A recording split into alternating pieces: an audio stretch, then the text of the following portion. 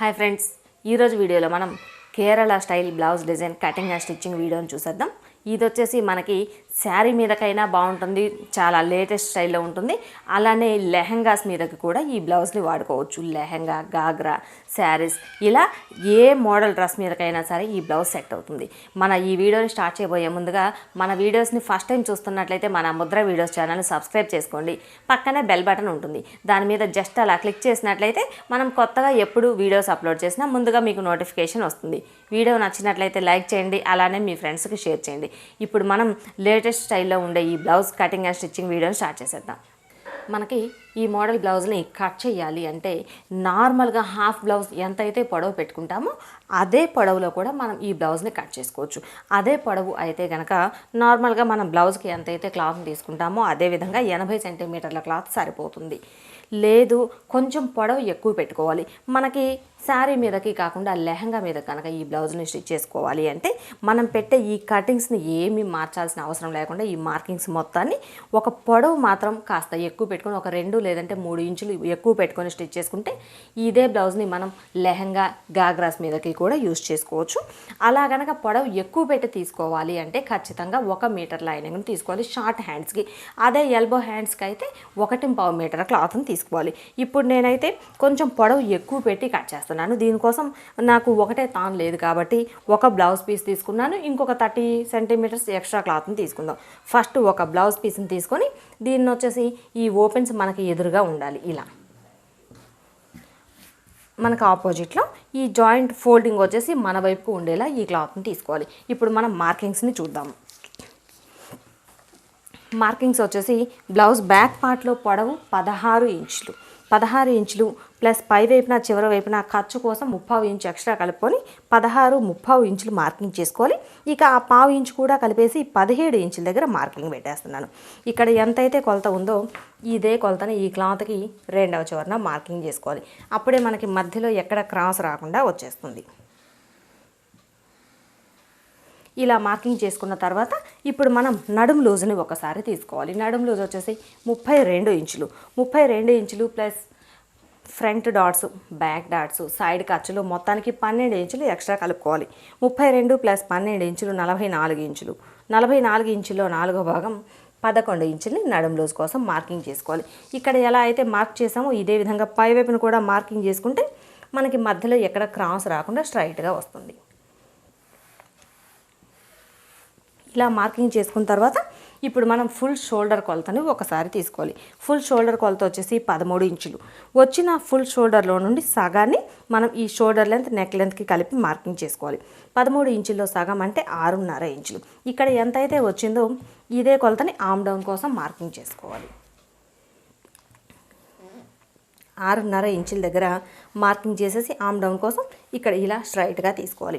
ఇలా మార్కింగ్ చేసుకున్న తర్వాత ఇప్పుడు ఈ 2 గీతలకి మధ్యలో 1.5 ఇంచు ఉండేలా మార్కింగ్ పెట్టేసి రౌండ్ చేసేసుకోవాలి. ఇలా మార్కింగ్ చేసుకున్న తర్వాత ఇప్పుడు మనకి బ్యాక్ నెక్ ఒకవేళ డౌన్ కావాలి అనుకుంటే డౌన్ పెట్టేసుకోవచ్చు. ఇప్పుడు మనకి బోట్ నెక్ స్టైల్లో తీస్తున్నాం కాబట్టి నేను ఫుల్ షోల్డర్ని తీసాను. దీనిలో మనకి నెక్ లెంత్ ఎంత కావాలి అంటే అంత. షోల్డర్ లెంత్ కొంచెం చిన్నగా కావాలి అనుకుంటే నెక్ లెంత్ వెడల్పుగా వస్తుంది. షోల్డర్ లెంత్ కొంచెం వెడల్పుగా కావాలి అనుకుంటే ఈ నెక్ లెంత్ చిన్నగా వస్తుంది. ఇప్పుడు నేను షోల్డర్ లెంత్ని 3 ఇంచులకి మార్కింగ్ చేస్తున్నాను.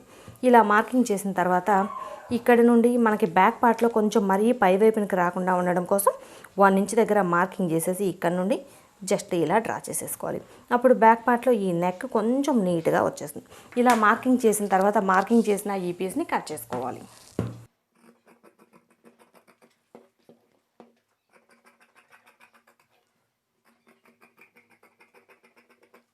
ఇలా ఇంతవరకు కట్ చేసుకున్న తర్వాత ఈ నెక్ లెంత్కి, షోల్డర్ లెంత్కి మధ్యలో చిన్న టక్స్ పెట్టేసుకోవాలి. ఇలా బ్యాక్ పార్ట్ని కట్ చేసిన తర్వాత మిగిలిన పీస్లో హ్యాండ్స్ని తీసుకుందాం. హ్యాండ్స్ని తీసుకోవడానికి ఆల్రెడీ ఈ క్లాత్ వచ్చేసి మనకి డబుల్ ఫోల్డింగ్ మీద ఉంది కదా, డబుల్ ఫోల్డింగ్ మీద ఉన్న ఈ పీస్ని మరలా ఇంకొక ఫోల్డ్ చేసుకోవాలి. అప్పుడు మనకి మొత్తం 4 మడతలు వస్తుంది కాబట్టి క్లాత్ ఇలా 4 పీసులు వస్తుంది కాబట్టి 2 హ్యాండ్స్ వస్తాయి. ఇలా ఫోల్డ్ చేసుకున్న తర్వాత ఇప్పుడు హ్యాండ్ పొడవుని ఒకసారి కొలుచుకోవాలి. హ్యాండ్ పొడవు వచ్చేసి 5 ఇంచులు, పై వైపున చివరి వైపున ఖర్చు కోసం ఒక 1 ఇంచ్ ఎక్స్ట్రా కలుపుకొని 6 ఇంచుల దగ్గర మార్కింగ్ చేసుకోవాలి. ఇలా మార్కింగ్ చేసుకున్న తర్వాత ఇక్కడ ఎంతైతే ఉందో కొలతని ఇదే కొలతని క్లాత్కి రెండవ చివరన పెట్టేసి హ్యాండ్ డౌన్ కోసం 3.5 ఇంచుల దగ్గర మార్కింగ్ పెట్టేసుకోవాలి. ఈ మార్కింగ్ దగ్గర ఇలా స్ట్రైట్గా డ్రా చేసేసుకొని ఇప్పుడు మనం హ్యాండ్ చివరి లూజ్ని కొలుచుకోవాలి.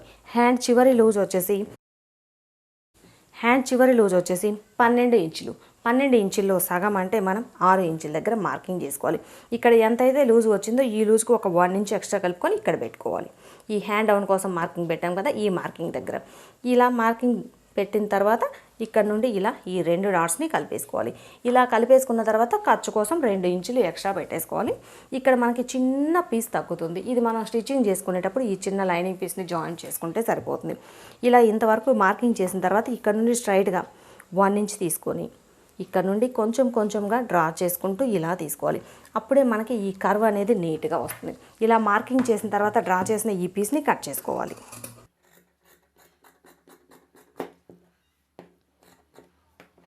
ఇలా కట్ చేసుకున్న తర్వాత ఈ ఫోల్డింగ్కి మధ్యలో చిన్న టక్స్ పెట్టుకోవాలి.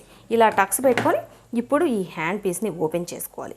ఓపెన్ చేసుకొని ఫ్రంట్ పార్ట్లో లోతు తీసుకోవాలి. ఈ టక్స్ దగ్గర ఇక్కడ నుండి 1 ఇంచ్ దగ్గర ఒక మార్కింగ్ చేసుకొని ఈ మార్కింగ్కి ఈ డాట్కి మధ్యలో ఫ్రంట్ పార్ట్ లోతు తీసుకోవాలి. ఈ రెండింటికి ఈక్వల్గా ఉండేలా ఒక మార్కింగ్ పెట్టేసుకొని ఇక్కడ 3/4 ఇంచ్ లెంత్ ఉండేలా పెట్టుకోవాలి. ఇలా డ్రా చేసుకున్న తర్వాత ఇక్కడ నుండి ఈ మార్కింగ్ దగ్గరికి ఇక్కడ నుండి ఈ 1 ఇంచ్ మార్కింగ్ దగ్గరికి డ్రా చేసేసుకొని ఈ పీస్ని కట్ చేసుకోవాలి.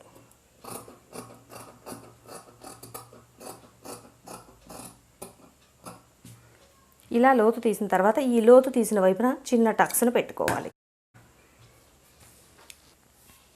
ఇలా లైనింగ్ పీస్లో ఒక పీస్లో వచ్చేసి మనకి back part piece hands piece మాత్రమే వచ్చింది. చెప్పాను కదా ఎక్స్ట్రా ఇంకొక పీస్ని కూడా నేను తీసుకున్నాను అని చెప్పి. ఇదే మనకి మొత్తం ఒకటే తాన్లో అయితే కనుక 1 మీటర్ క్లాత్ ఎగ్జాక్ట్గా సరిపోతుంది. ఇది వచ్చేసి ఇంకొక పీస్ని తీసుకొని ఈ పీస్లో ఫ్రంట్ పార్ట్ కోసం పెట్టేశాను. ఫ్రంట్ పార్ట్ కోసం ఇలా పెట్టేసి ఈ బ్యాక్ పార్ట్ పీస్ ఏదైతే ఉందో సేమ్ ఇదే సైజులో డ్రా చేసేసుకోవాలి. ఇలా డ్రా చేసుకొని వేసుకునేటప్పుడు ఈ ఓపెన్స్ వచ్చేసి మన వైపుకు ఉండేలా తీసుకోవాలి లైనింగ్ పీస్ని. అప్పుడే మనకి ఫ్రంట్ పార్ట్లో ఓపెన్ వచ్చేస్తుంది. ఇలా పెట్టుకున్న తర్వాత ఇప్పుడు ఇదే సైజులో మార్కింగ్ చేసుకోవాలి.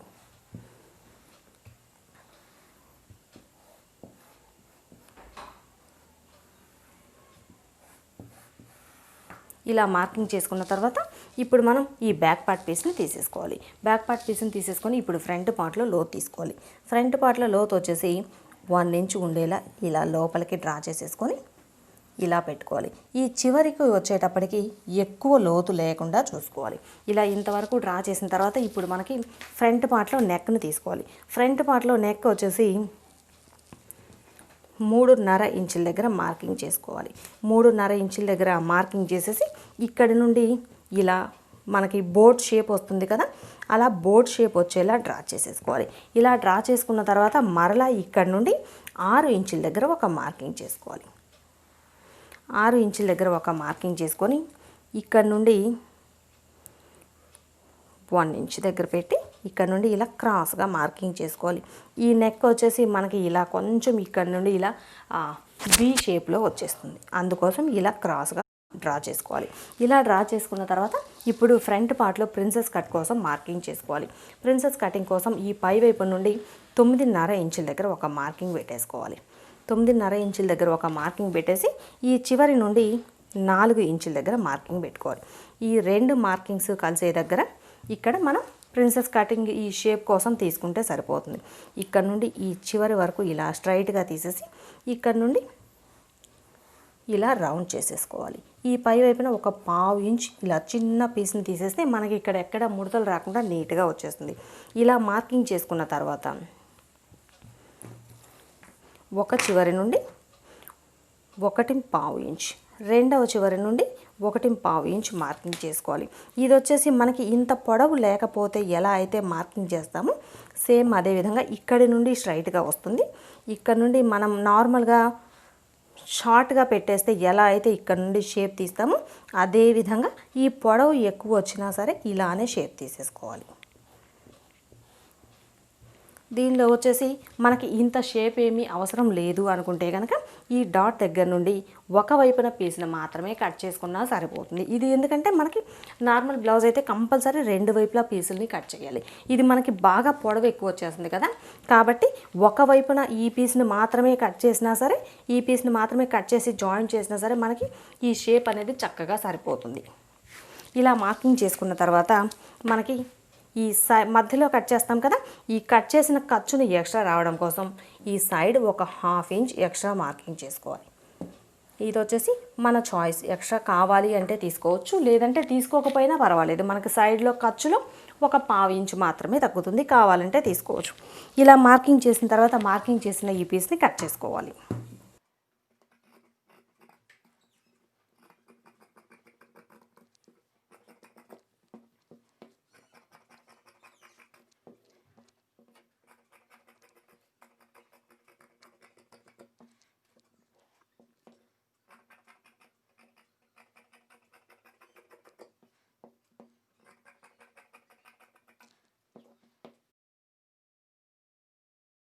ఇప్పుడు మనం కట్ చేసుకున్న ఈ పీసులు వేసుకొని ఫ్రంట్ పార్ట్ పీసు, బ్యాక్ పార్ట్ పీసులు, హ్యాండ్స్ పీసులు, ఈ పీసులను వేసుకొని ఇదే సైజులో బ్లౌజ్ పీస్ని కట్ చేసుకోవాలి.